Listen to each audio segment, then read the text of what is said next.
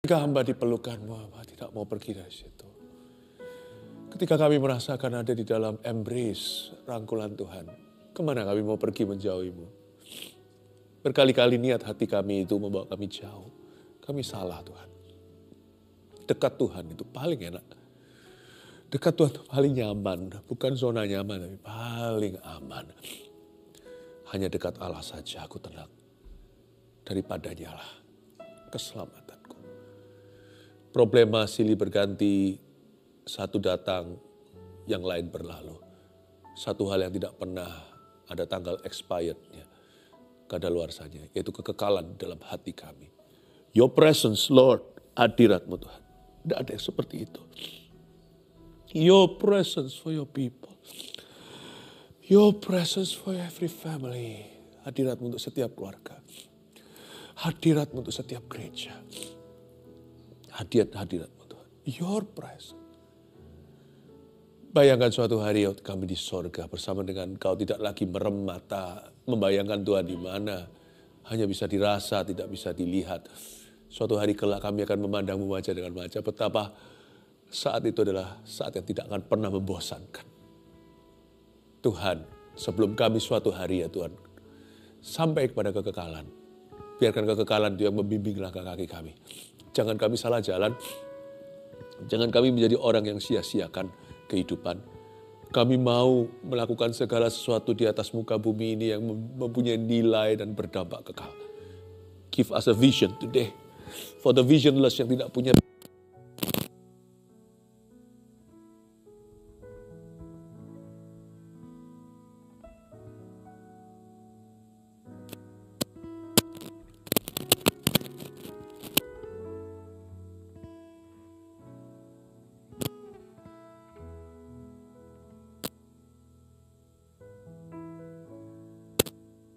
Wow, amin. I don't feel like preaching. Aku pengen berkhotbah, pengen terus memuji, menyembah. Tapi harus, kalau tidak pembaruan akal budi nanti Anda tidak bisa mengambil keputusan berdasar firman. Karena itu saya mau bicara tentang kekekalan dalam hati. Itu persis yang kurasa sekarang. Ada kekekalan dalam jiwa saya, ada eternity. Gak bisa saya jelaskan, rasanya kayak sorga sih di sorga. Kita di dunia, tapi rasanya sorga ada di sini sih. Kehadirannya ada di sini. I can feel that. Udah, lupakan apapun yang di dunia, glory, suffering, kemuliaan, penderitaannya. Buat lupa dulu. Kita fokus ke Tuhan. Mari kita bicara tentang kekekalan dalam hati. Yang ini tidak pernah kadaluarsa, yaitu firman. Tuhan tidak akan pernah berlalu dalam hidup kita. Dia bersama dengan kita di hidup ini. Dan di hidup yang akan datang, Allah selalu beserta kita. Kekekalan dalam hati, Pengkhotbah pasal 3 ayat 11. Simpel saja, cuma satu ayat yang saya bagikan. Ini ayat yang sangat klasik sekali. Semua orang juga tuh tahu. Tapi kita baca sekali lagi ya. Ayat 11 bunyinya begini. Ia membuat segala sesuatu indah pada waktunya. Bahkan ia memberikan kekekalan dalam hati mereka. Tetapi manusia tidak dapat menyelami pekerjaan yang dilakukan Allah dari awal sampai akhir. Di pertama-tama kalimat ayat 11 saya bagi jadi penggal jadi 3 kalimat. Pertama, kalimat ia membuat segala sesuatu indah pada waktunya. Kalimat kedua, ia memberikan kekekalan dalam hati mereka. Kalimat ketiga, manusia tidak dapat menyelami pekerjaan yang dilakukan Allah dari awal sampai akhir. Pertama-tama kita selidiki dulu yang disebut segala sesuatu indah pada waktunya, itu waktu Allah bukan waktu kita. Ya. Tapi waktu Tuhan itu tidak sama dengan waktu manusia.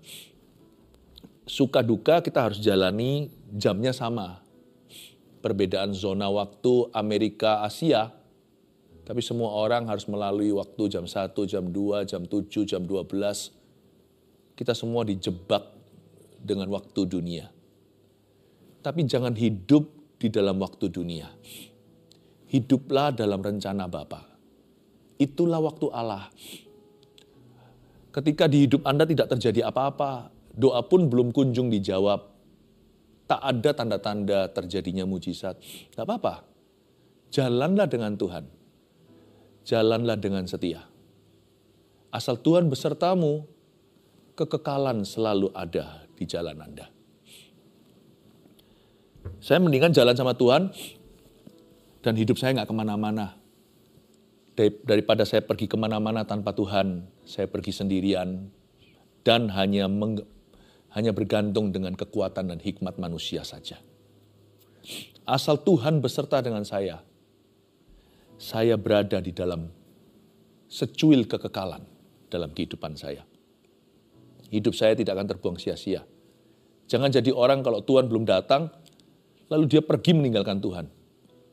Jangan jadi seperti Raja Saul, ketika Samuel belum tiba, dia melanggar firman.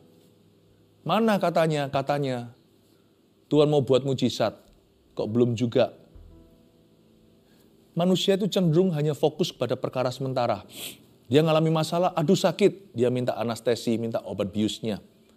Obat bius masalah kita kadang-kadang bukan obat-obatan, tapi kita mau tergesa-gesa keluar dari permasalahan. Pakai ngomel-ngomel dan bahkan dengan menuntut Tuhan. Tidak sedikit di antara kita mudah kecewa, putus asa, dan jadi kepahitan. Ingat ya, segala sesuatu itu indah pada waktunya. Waktunya Allah. Kalau waktu Allah belum tiba, tinggallah bersama dengan Allahnya. Tunggu waktunya, jangan kemana-mana. Setia kepada Tuhannya. Setiap saat, asal Yesus beserta dengan kita, hidup kita aman. Satu hal yang tidak akan pernah berlalu, satu perkara yang tidak pernah kadaluarsa. Satu hal yang tidak silih berganti, tidak musiman, yaitu kehadiran Tuhan. Kehadiran Tuhan itu dalam suka dan duka, di gunung maupun di lembah. Tuhan tidak pernah berubah dahulu, sekarang, sampai selama-lamanya. Itu yang dimaksudkan dengan Ia memberikan kekekalan. Itu bukan berarti kita sudah masuk ke sorga. Ia memberikan kekekalan itu berarti Allah hadir bersama dengan kita. Kehadiran Tuhan itulah kekekalan di dalam hati kita. Asal Tuhan hadir di hidupku, baik maut maupun hidup ini, baik malaikat maut maupun malaikat yang baik, baik penderitaan, pedang, ketelanjangan, kelaparan, maupun kemuliaan, maupun keberhasilan, kesuksesan, tidak akan bisa memisahkan aku dari kasih Kristus. Saya berikan pengertian apa artinya kekekalan dalam hati. Itulah hadirat Allah di dalam hidup kita. Kita belum masuk ke sorga. Kaki kita masih mendarat di bumi. Kita masih hidup di dunia. Tapi Allah sudah memberikan kekekalan di dalam hati kita. Apakah kekekalan dalam hati? Saya ulangi. Kehadirannya di hidup kita. Jangan kau kehilangan yang satu ini. Masalah masih ada? Gak apa-apa. Asal Tuhan beserta. Kalau Tuhan di pihakku, siapa lawanku? Kekekalan dalam hati kita itulah hadirat Allah. Simpan hadirat Tuhan. Jangan kau jual demi apa. Jangan kau tinggalkan Dia. Apapun yang terjadi di hidupmu. Dan Ia membuat segala sesuatu indah pada waktunya.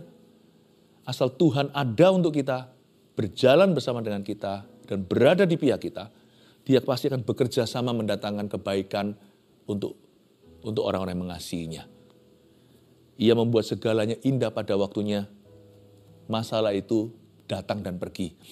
Ada tanggal kadaluarsanya. Coba kalau lihat ada masalah Anda, tunggu saja nanti expiry date-nya pasti ada. Dan suatu hari kalau manusia mati, masalah tidak bisa lagi mengejarnya. Tinggal upahnya yang menyertai dia. Upah maut, upah dosa ialah maut, atau upah kebenarannya, mahkota kemuliaan menantikan. Yang namanya hidup itu tidak menentu. Tapi satu hal yang pasti, Yesus besertamu. Bahkan kalau kita diizinkan mengalami penderitaan atau setback, mengalami sebuah kemunduran, mungkin dalam pekerjaan, dalam kesehatan, atau dalam rumah tangga. Asal kita introspeksi, evaluasi, tidak ada dosa pada kita. Kalau ada, cepat diakui, cepat tinggalkan, karena Allah itu mengasihi orang yang bertobat. Justru orang yang meninggalkan dosanya disayang. Tapi kalau itu bukan karena salah kita, memang itu sudah di luar ranah kita sebagai manusia, dan itu juga bukan lagi dalam wewenang kita. Itu sudah faktor X, nggak tahu kenapa.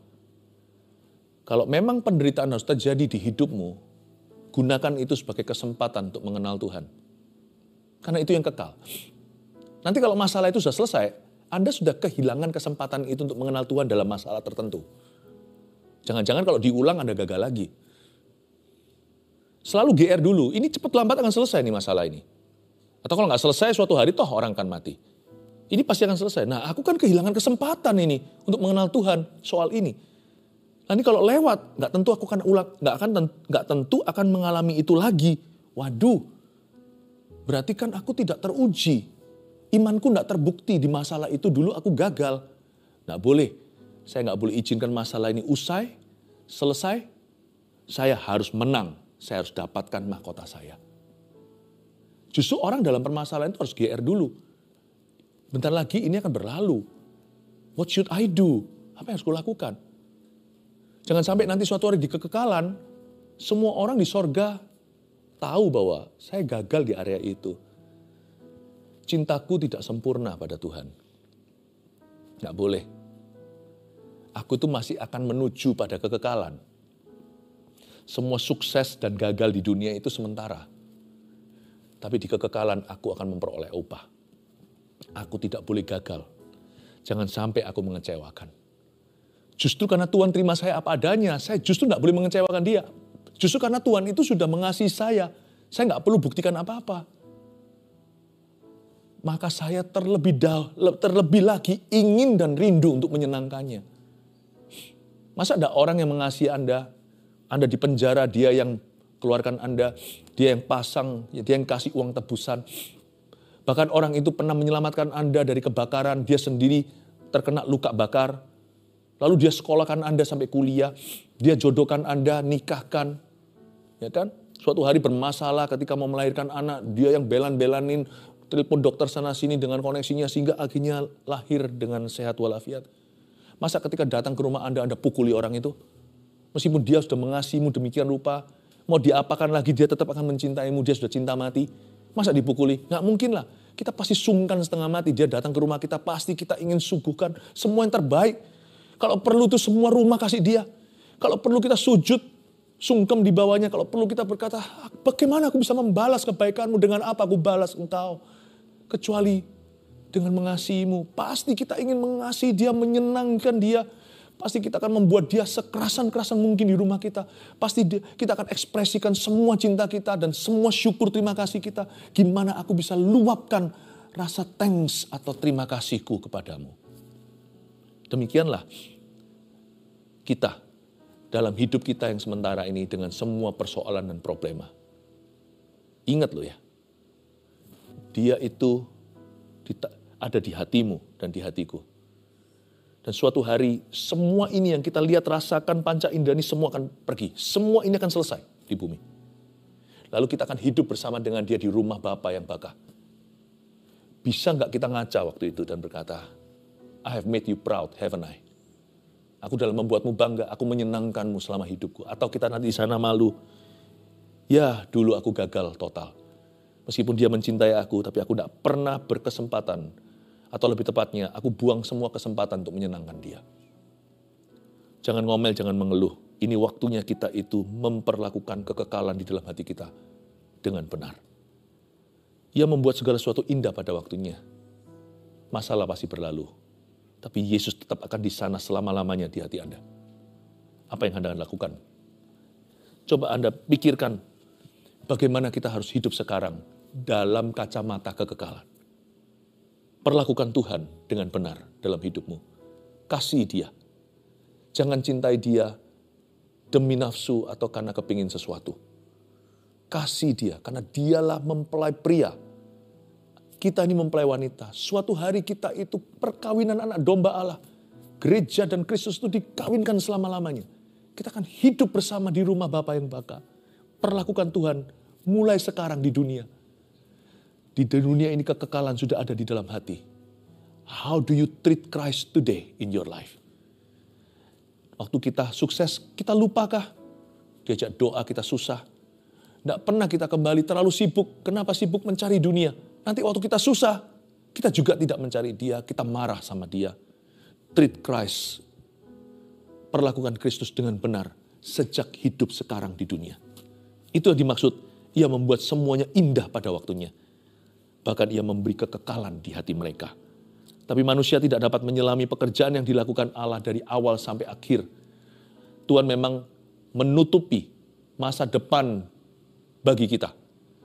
Dia bisa memberi kita visi tapi dia tutupi langkah-langkah kecilnya supaya kita bergantung padanya, supaya jangan ada manusia yang menyombongkan hati. Semua itu hanya berkat Allah. Kalau kita punya uang tidak tentu bisa membeli yang kita butuhkan nanti. Karena tidak segala sesuatu bisa dibeli. Itu mitos, saudara. Mungkin kita punya koneksi, nggak tentu itu bisa menyelamatkan kita suatu hari. Bisa jadi justru dari situ kita dikhianati. Yang dimaksud manusia tidak dapat menyelami pekerjaan yang dilakukan Allah, itu bukan berarti hidup 100% misteri. Tapi hidup itu harus bersekutu dengan Tuhan. Karena hanya Tuhan yang punya bird's eye view atau yang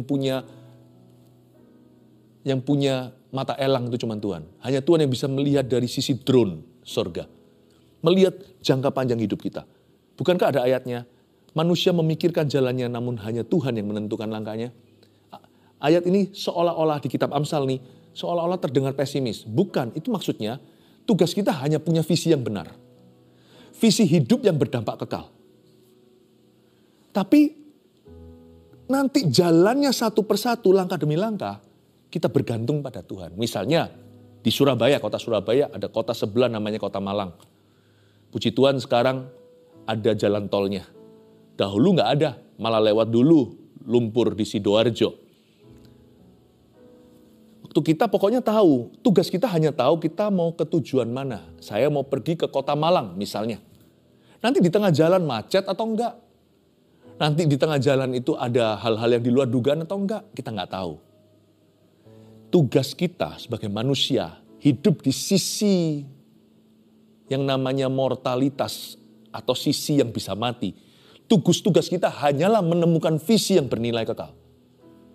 Lalu setelah itu percayakan setiap langkahnya ke Tuhan. Nanti setiap langkah kita ketemu apa, ya kita hadapi. Macet kita hadapi. Kalau perlu, kalau kita macet, kita cari jalan tikusnya di mana. Pasang aplikasi di HP, coba lihat mana jalurnya yang nggak merah. Kalau nanti gimana, kita bisa membuat keputusan dadakan di sana sesuai dengan hikmat-hikmat di tempat. Manusia memikirkan jalannya. Tuhan menentukan langkahnya. Itu bukan Tuhan membuat manusia kecele, bukan. Manusia, hai manusia, kau dan aku, pikirkan visi hidupmu. Sudah betul nggak benar nggak visi hidup Anda adalah untuk memuliakan Tuhan? Apakah visi hidupmu itu selalu melibatkan Tuhan atau semuanya just about you, about what you want, semua tentang kita dan apa yang kita mau? Jangan lupa loh, hidup itu terlalu singkat sebelum akhirat.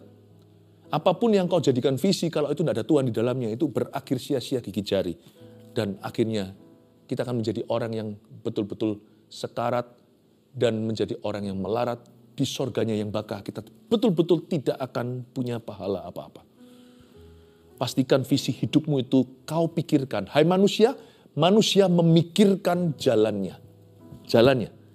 Final destination-nya atau tujuan akhirnya. Tapi Tuhan yang akan menentukan langkah-langkahnya. Kiri, kanan, berapa ratus meter apa, rintangan, lalu harus apa kalau dapat halangan. Itu Tuhan. Kita harus bergantung dengan Tuhan. Berjalan setiap langkah dengan Tuhan Yesus. Untuk ke sana. Manusia mikirkan visinya. Tuhan menentukan langkahnya. Kalau visinya salah, Tuhan tidak mau terlibat di dalamnya. Tapi kalau visinya adalah Tuhan Yesus, berdampak dan bernilai kekal apapun yang kau lakukan, Tuhan akan mengajarimu bagaimana berjalan di dalam kekekalan. Mulai sekarang di sisi yang bisa mati, bisa mengalami rencana Bapa yang kekal.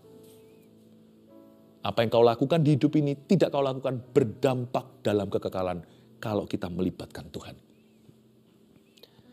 Saya ingin sekali memberikan 3 poin ini, saya jelaskan satu persatu dulu dalam poin ini. Pertama, ia membuat segala sesuatu indah pada waktunya karena ia memberikan kekekalan dalam hati mereka. Pertama, kekeringan rohani bermula dari hati yang meninggalkan Allah demi dunia. Itu yang disebut kekekalan dalam hati. Makanya gak heran ya, kenapa hati kita itu kok gak bisa bahagia ya kalau kita jauh sama Tuhan. Kok kering gitu rasanya. Karena kekeringan rohani itu selalu mulainya dari hati yang meninggalkan Allah demi perkara dunia. Pernah gak Anda heran? Meskipun Anda tidak buat-buat, 3 hari tidak saat teduh, sebagai orang Kristen yang lahir baru. Anda mulai rasa kayak gak enak gitu. Pertama rasa guilty, merasa bersalah. Kok aku gak doa ya? Awal mula kita kira itu hanya secara psikis atau secara psikologis. Itu perasaan saja. Tapi tiba-tiba mulai kelihatan setelah hari ketiga. Sifat-sifat lamanya mulai keluar. Yang dulunya pemarah, mulai dikit-dikit tersinggungan. Mulai hilang sukacitanya. Dan mulai menjadi semakin tidak seperti Kristus. Orang ini dulu rohani. Tapi sekarang dia kok jadi begini? Pernahkah Anda merasakan? Itulah sebabnya saya dorong Anda. Karena Tuhan sudah mengatakan di ayat 11 ini. Dia memberikan kekekalan dalam hati mereka. Ada ruang kosong di dalam hati setiap orang yang tidak bisa diisi oleh apapun kecuali oleh perkara-perkara rohani. Mau duitnya segunung kek, mau gelarnya sudah segudang, mau temannya sedunia, nggak akan bisa mengisi itu.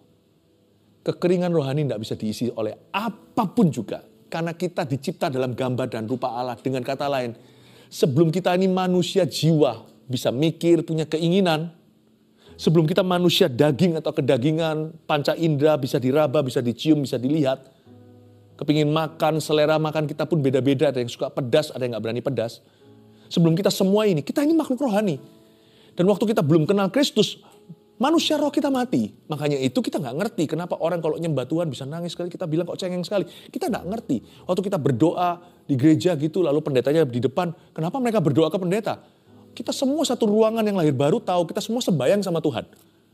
Tapi bisa aja penonton di sana yang kebetulan diajak teman melihat. Ngomong sama siapa nih orang-orang nih? Ngomong sama siapa? Manusia rohnya mati. Dia gak mengerti persekutuan. Ketika dia melihat dan menyaksikan orang lain bersekutu dengan Allah yang hidup yang gak kelihatan itu. Gak kelihatan itu. Maka dia akan, waktu dia melihat persekutuan itu, dia heran. Gak make sense, gak masuk akal. Tapi ketika dia sendiri di bertobat. Tuhan. Sorry. Tes, ya. Manusia rohnya mati seperti mic saya tadi juga mati. Kalau manusia rohnya mati, apapun gak masuk.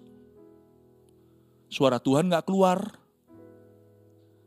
Orang lain dengar suara Tuhan, dia gak dengar. Putus komunikasi dengan sorga. Kekeringan rohani itu bermula dari hati yang meninggalkan Allah demi dunia. Kalau Anda punya roh sudah dihidupkan oleh Tuhan, jangan kau buat lapar dan tidak diberi makan sampai akhirnya pingsan. Banyak orang Kristen setelah lahir baru mundur teratur. Lalu sudah tidak baca firman, baca Alkitab itu bukan keharusan tapi kehausan. Pertama-tama kita rasa guilty kalau kita gak baca Bible. Pertama-tama kita rasa gimana kalau gak ke gereja. Lama-lama sakit mah secara rohani. Nafsu makannya hilang. Lama-lama gak cari Tuhan. Kelihatan oke-oke aja. Oke ternyata gak cari Tuhan, temanku makin banyak. Tapi kita terus sangkali. Padahal manusia roh kita teriak, kasih saya makan. Aku kering, kasih aku minum. Tapi dia nonton film. Lebih banyak pergi having fun. Tidak lagi mencari Tuhan. Kalau dipikirkan hobi sama beribadah, dua-dua sih oke-oke saja. Tapi kalau satu sudah menggantikan yang lainnya, itu sudah jadi berhala.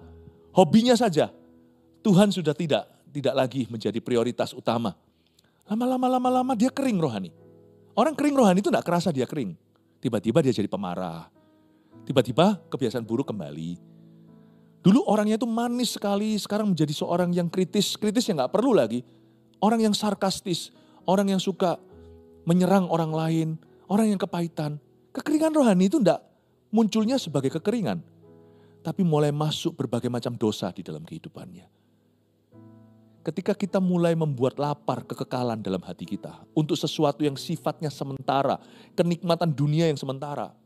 Pelan-pelan manusia rohmu pingsan, lama-lama kembali mati.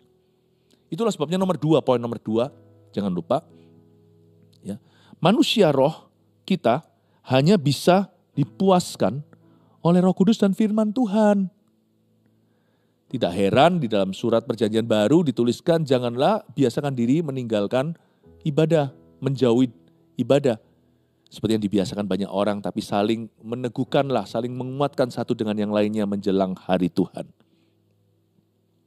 Saya ingin mengingatkan kepada kita semua, kalau ada aktivitas-aktivitas rohani, bukan religius ya, tapi spirituality, yang jangan kau tinggalkan dan aku tinggalkan. Kemarin saya baru bicara dengan anak-anak muda, leader-leader di gereja, young people. Saya beritahu sama mereka kehidupan saat teduh saya. Saya tidak berani membanggakan apa-apa, semua itu anugerah. Saya juga struggling yang sama, tetap punya pergumulan layaknya Anda sekalian. Cuman satu hal yang saya pegang teguh, dan hari ini saya berani munculkan agar jadi teladan adalah saya nggak pernah bolong saat teduh sekalipun dalam 32 tahun mengiring Tuhan Yesus. Sehari pun nggak pernah bolong, nggak pernah lubang. Bukan hebat, bukan, cuman itu komitmen dasar setelah saya kenal Tuhan. Manusia roh saya nggak bisa hidup tanpa itu. Karena manusia roh saya nggak bisa dipuaskan dengan hobi, dengan materi, nggak bisa dipuaskan dengan orang. Manusia roh saya hanya bisa dipuaskan oleh Roh Kudus dan firman Tuhan. Jangan tinggalkan aktivitas ini, minimal saat teduh pribadi. Jangan tinggalkan persekutuan dengan Tuhan Yesus. Karena kita ini adalah manusia yang dikasih kekekalan dalam hati. Tapi kita juga masih manusia jiwa dan manusia kedagingan. Kalau kita turuti manusia lahiriah kita, dan kita biarkan dan abaikan manusia rohani kita, lama-lama daging kita jadi kuat, roh kita jadi lemah. Bukan kok roh kita harus kuat, roh kita itu penurut Tuhan. Justru roh kita yang bisa menguasai daging. Yesus berkata tentang murid-muridnya yang tertidur saat dia ajak doa. Roh memang penurut tapi daging lemah, kau harus kalahkan. Paulus berkata di Roma 8, hiduplah oleh roh supaya kamu bisa membinasakan perbuatan-perbuatan dagingmu. Kalau daging saya kuat, saya nggak bisa melayani Anda, keluarga saat teduh bersama. Saya pasti jadi orang yang egois. Saya dulu orangnya begitu. Me dan me terus. Tapi kalau saya izinkan Roh Kudus yang menguasai, saya bersekutu dengan firman dan roh Allah. Lama-lama daging saya yang nurut. Bukan kehendakku, tapi kehendak Tuhan yang jadi. Bukan kepentingan saya, tapi kepentingan bersama. Manusia roh kita itu hanya bisa dipakai Tuhan kalau kita dipuaskan oleh Roh Kudus. Dan manusia roh kita itu hanya bisa diisi oleh firman. Makanya kalau doa makan jangan doanya salah begini. Ya gak apa-apa sih, lucu aja kalau Tuhan dengar di sorga ya mungkin Tuhan juga tersenyum. Tapi kita harus dewasa dengan pengetahuan. Tuhan terima kasih untuk makan minuman ini, berkatilah untuk menjadi kekuatan jasmani dan rohani kami. Doa yang salah. Itu makan minuman semua akan besok. Besok semuanya akan dibuang di jamban. Itu bukan kekuatan rohani. Doanya biarkan makanan minuman ini diberkati jadi kekuatan dan kesehatan bagi jasmani kami, bukan rohani kami. Rohani tidak bisa makan lewat makanan. Rohani tidak bisa dipuaskan lewat minuman jasmani. Hanya lewat firman Tuhan. Jadi waktu Anda makan, rohmu tidak makan. Rohmu baru makan waktu Anda baca firman. Waktu Anda dengar firman, waktu Anda memuji Tuhan, waktu Anda bersekutu dengan Tuhan Yesus, waktu Anda berbahasa roh, Anda membangun manusia roh Anda. Itu baru. Karena itu ada aktivitas yang jangan kau tinggalkan. Karena itu memberi makan manusia rohmu. Itu membuat kekekalan di dalam hatimu tuh ting, nyala. Sehingga redup dagingmu. Terjadi perang dunia tiap hari di dalam daging kita. 3. Ya, yang nomor 3. Arti dan tujuan hidup hanya ditemukan dalam visi yang berdampak kekal. Itu dia, miliki visi. Tuhan yang tuntun langkah. Miliki visi, keluarga saat teduh bersama. Arti dan tujuan hidup hanya ditemukan dalam visi yang berdampak kekal. Manusia itu gak akan pernah puas ya, sekalipun Anda sukses ya. Suatu titik kalau Anda sukses, mimpi beli rumah, beli mobil, beli apalah yang Anda bisa. Waktu Anda bisa membelinya tiba-tiba aja, setelah Anda happy berapa minggu memiliki itu, lalu tiba-tiba rasa hampa lagi. Aneh ya manusia itu. Buktinya orang mau punya segala-galanya masih cari sesuatu. Jadi di mana dong? Bukan di dalam sukses. Tapi memiliki visi kerajaan sorga. Apakah Anda sudah memiliki ini? Suatu hari, saya sebagai mahasiswa sekolah teologi baru bertobat berapa bulan.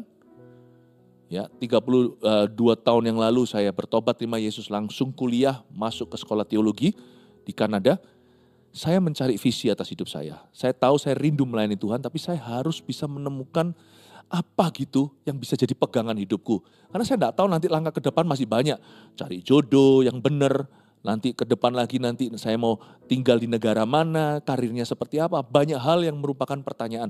Jadi langkah demi langkah saya serahkan ke Tuhan, tapi sekarang saya harus temukan dulu jalan tolku. Aku harus ketemu, dari sini aku mau pergi ke kota Malang. Udah nanti apapun di tengah jalan gue hadapi. Setiap langkahnya, tapi jalannya aku harus temukan. Saya cari visi Tuhan. Meskipun saya sekolah jadi pendeta. Apalagi kalau Anda sekalian misalnya yang kerja di marketplace, harus menemukan apa visimu hidupmu yang berdampak kekal. Mengapa Anda bekerja begitu keras? Itu ujungnya untuk apa? Kalau untuk beli sesuatu, saya rasa itu kurang kuat. Saya pergilah suatu hari dijadwalkan dalam gereja, di gereja kecil di sana, gereja Indonesia, tempat saya beribadah. Kami pergi ke satu kota, satu jalan namanya Hastings Street, tempat orang ngedrug, tempat orang tiap hari itu selalu ada ambulans dan selalu dalam kondisi beberapa mati, overdosis segala. Dan orang mabuk segala, orang-orang gelandangan di jalanan itu ratusan. Saya bersama dengan tante-tante orang Indonesia, masak spaghetti, kasih makan, setelah kasih makan, mereka kembali ngedrugs. Masih beberapa itu umurnya 20, ada yang belasan, ada yang 30. Hati saya merintih sakit. Dan saya berkata, saya kira tadi datangnya dengan spaghetti itu sudah excited sekali, sudah bergairah. Saya kira saya kasih mereka makan, mereka hidupnya akan berubah. Ternyata mereka kembali ke jalan yang sama. Mau berapapun makanan yang kita bawa, bahkan uang cash yang kita kasih, semua akan dipakai untuk narkoba. Gak akan jadi lowongan kerja. Semua akan lenyap di situ. Teman-teman saya ngomel-ngomel, ini orang-orang di sini yang bayar pajak semuanya ujungnya jatuh untuk bantu orang-orang begini, gak jadi lowongan kerja. Tapi jadi sia-sia. Saya berkata jangan ngomel saudaraku. Kita tolong mereka. Tapi di dalam hati saya ada suatu pertanyaan, bisakah makanan mengubah mereka? Ternyata enggak. Saya tanya Tuhan, kalau visiku hanya memberi makan mereka yang lapar, apakah itu bisa mengubah dunia? Tiba-tiba saya ingat Yesus memberi makan 5.000 orang dari 5 roti dan 2 ikan. Jangan salah, Tuhan peduli orang yang lapar. Tuhan tetap kasih makanan jasmani. Tapi kalau itu sudah cukup misi Yesus Kristus sampai sana, dia tidak mungkin lanjutkan sampai Kalvari. Karena Yesus tahu itu tidak bisa mengubah manusia pada akhirnya. Itu memberi makan mereka, besok lapar lagi. Memberi minum wanita Samaria, besok dia akan haus lagi. Dia tetap akan kembali kepada 5 orang laki-laki yang bukan suaminya. Yesus naik ke Golgota, mati di sana. Langsung saya tahu bahwa aku punya keyakinan yang kokoh akan Injil Roma 1 ayat 16. Injil lah kekuatan Allah untuk menyelamatkan. Waktu kita memberitakan Injil, sekaligus dalam perjalanan kita kasih makan, kita kasih pakaian, kita kunjungi mereka dalam penjara. Tapi Injil. Lalu setelah itu saya mulai bergairah sekali kan. Saya mulai cari itu pamflet-pamflet, zaman dulu kan belum ada internet. Saya cari pamflet-pamflet yang penginjil mana, yang di Afrika, di mana saya mulai donor. Donasi nggak seberapa, namanya saya masih mahasiswa. Donasi sekian puluh persen daripada allowance atau uang saku saya kasih tiap bulan ke situ. Lalu suatu hari saya terima riset, pada waktu saya sebagai sekolah, waktu sebagai mahasiswa teologi, dengan profesor-profesor yang ada. Riset yang ada adalah bahwa evangelistic organization, organisasi penginjilan yang dahsyat-dahsyat semuanya, itu retention rate atau jiwa-jiwa yang dimenangkan misalnya ribuan, ratusan, bahkan jutaan orang sekali kebaktian, sekali KKR, itu 5% saja yang akhirnya tetap setia dimuridkan oleh Tuhan. Saya shock. Saya tahu Injil mengubahkan, tapi kok cuma 5% saja. Misalnya ada 1 juta orang, 100 orang bertobat, hanya 5 yang akhirnya ditemukan dalam gereja masih setia melayani, yang lainnya kembali entah gimana. Diam-diam Kristen atau masih kompromi saya nggak tahu. Lalu setelah itu saya sadar bahwa Yesus berkata, pergi jadikan semua bangsa muridku.